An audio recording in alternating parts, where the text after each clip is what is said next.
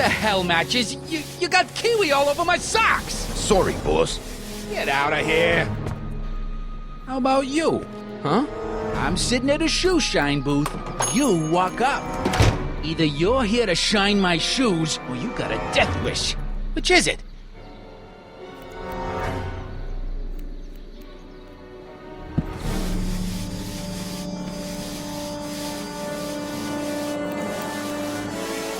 I'm looking for a guy named Arthur McFly. He's my, sort of a relative. Well, he's my employee. He's very busy today.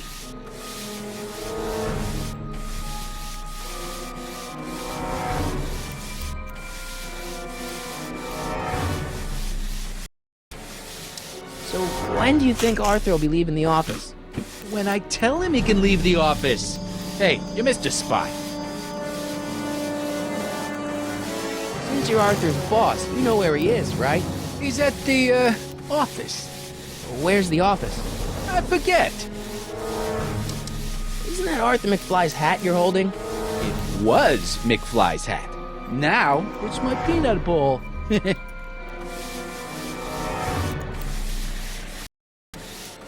I buy Arthur's hat off you? Could you keep your mind on your work, huh? Shoeshine boy? Hanging on to my peanut ball. Never mind.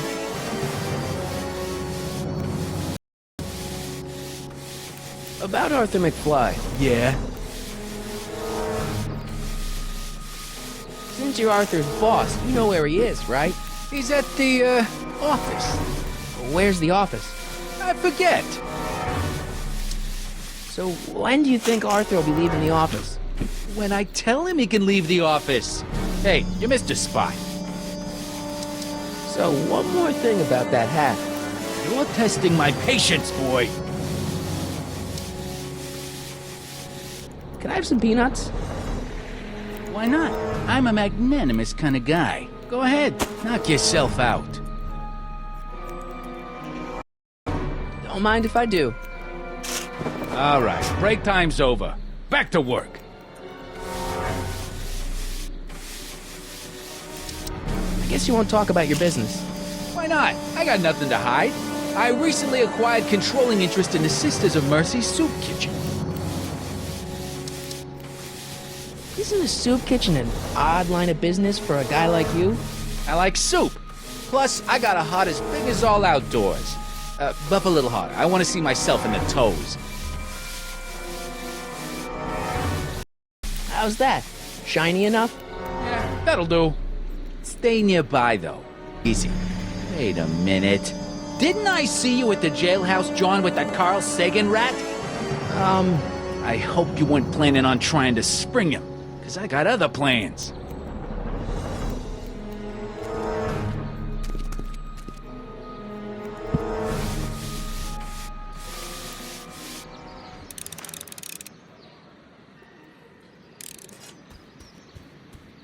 I wonder who really burned down the speakeasy. Just think, in 55 years, I'll be able to rent 5-year-old movies on this spot.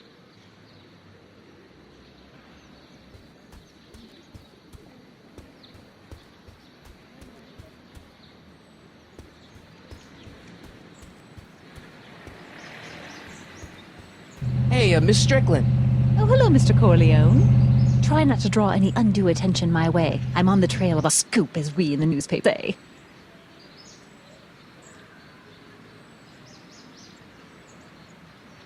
What's the scoop? I've heard rumors that something shady is going on at the Sisters of Mercy soup kitchen. It's under new management, you know. And, oh, we mustn't jump to any conclusions. Not till the facts are in. I hope to heaven it is just a rumor. That soup kitchen is the front line in the good... If it goes bad, what will happen to the Stay Sober Society? Not to mention all the charitable institutions that depend on me for soup deliveries. I got a book. Oh? Where?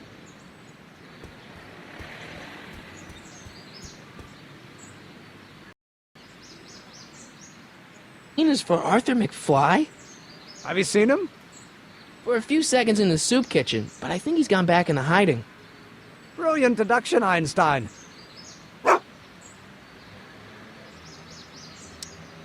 You know, know about Arthur McFly?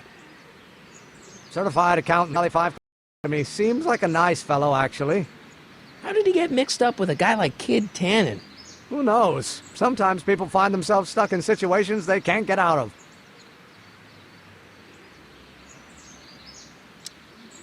How about Kid Tannen? What do we know about him? He's loud, he's obnoxious, he's not very bright, and he doesn't like anybody getting in his way. Yep, that's a Tannen, all right.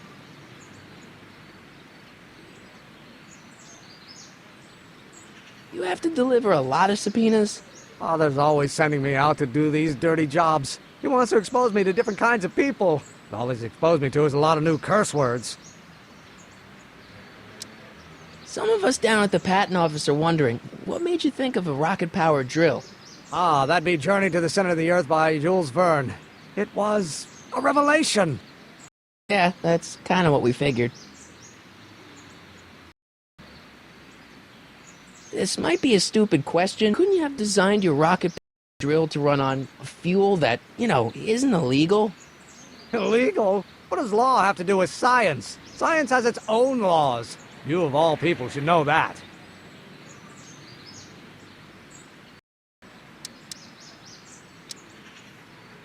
Have you read The Time Machine? H.G. Wells? Not yet, but it's on my list. But couldn't you tweak your engine design a little so it runs on something else? Like what? I don't know, gas maybe? Gasoline? Pfft, yesterday's news. You'll see. By 1940, automobiles will all run on pure alcohol. Subpoena delivered. Or my name isn't... Michael Corleone! Yeah.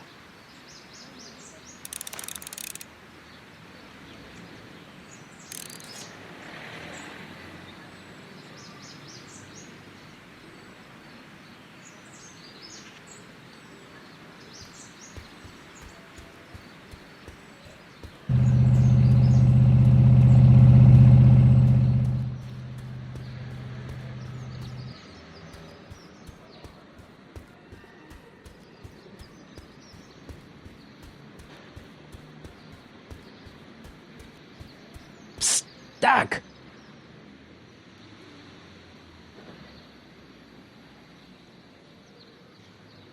Your younger self needs 190 proof booze to fuel his rocket drill. Oh, that could be a problem. I know, we're both underage. Underage, nothing. It's 1931 and alcohol's been outlawed throughout the country. Are you sure you're about to graduate from high school? I'm kidding, Doc. It was a joke. A joke? If I live to be 100, and I almost have, I'll never understand the teenage compunction to make a joke out of everything. Where have you been all this time? I missed you. I've missed you too, Marty, but I thought it was important to let you live your own life for a while, free from the insanity of time travel. I gotta admit, it was nice to not have my family history blowing up in my face for a few months. Besides, I've been busy raising my own unpredictable teenagers.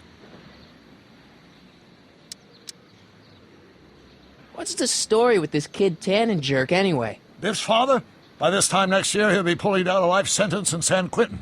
There was even a song about it. Wait, if Biff will be born in 1938, and Kid will be in prison... As I recall, he escaped from prison in 1937 for about 3 hours. That's a busy 3 hours. No kidding.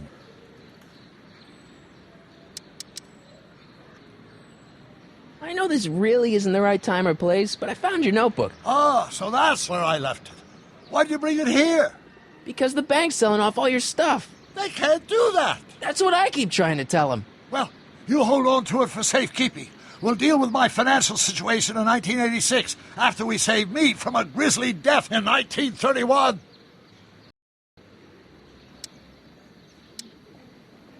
You know about Edna Strickland.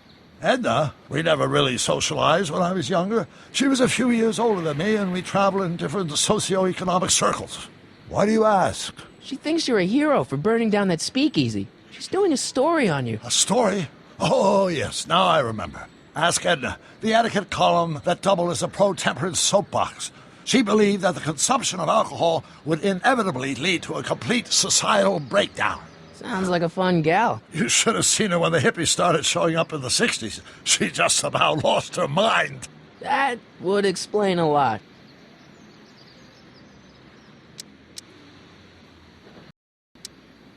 So how are Clara and the kids?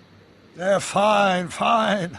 Right now we're trying to decide where to send Jules and Vern to college. Clara prefers the 2020s, but I'm partial to the 1960s. We're planning on visiting you and Jennifer in 2011 soon. Me and Jennifer? In 2011? Oh, forget I said anything. Hang in there,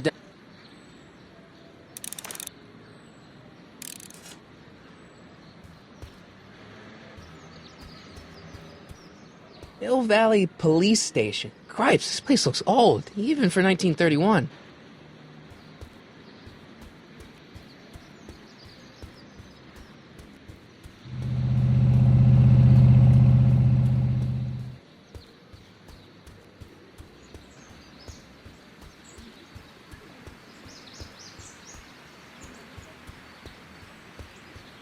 Hey, how you doing, Arty? Arty?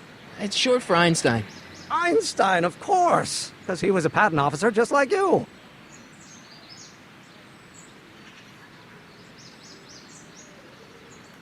If penis is such dirty work, why don't you just say no? Look, what's the worst thing that can happen to me on this job? You could get shot. Yeah, well, believe me, that's nothing compared to what I'll get if I mouth off to my pop. Any idea where we could find Arty? Not a jot. If only we had a way of tracking him. We'll get that subpoena delivered.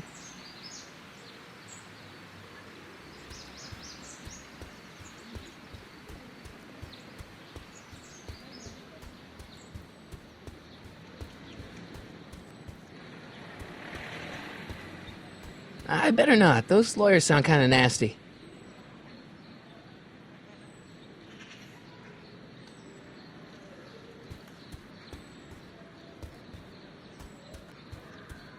I don't need anything in there, and I don't have any money. Keep an eye on Trixie. That broad's going all squirrely on me. You got it, kid. Well, you gonna stand there like an okie, or you gonna shine my shoes? My mistake. Yeah, you're a mistake, all right, meathead.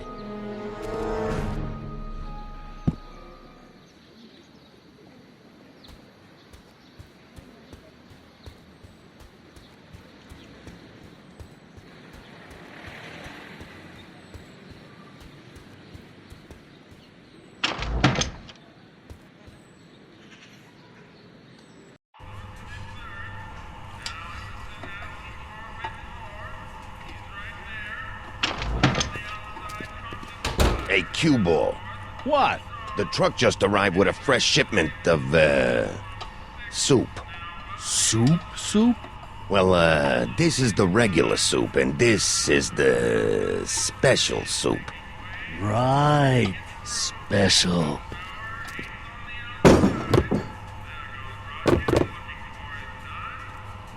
Hey, what are you doing? I'm spicing up the soup. It's my secret recipe. Listen, this ain't the Savoy, and we ain't here to feed these bozos no fancy soup. The boss has got a business to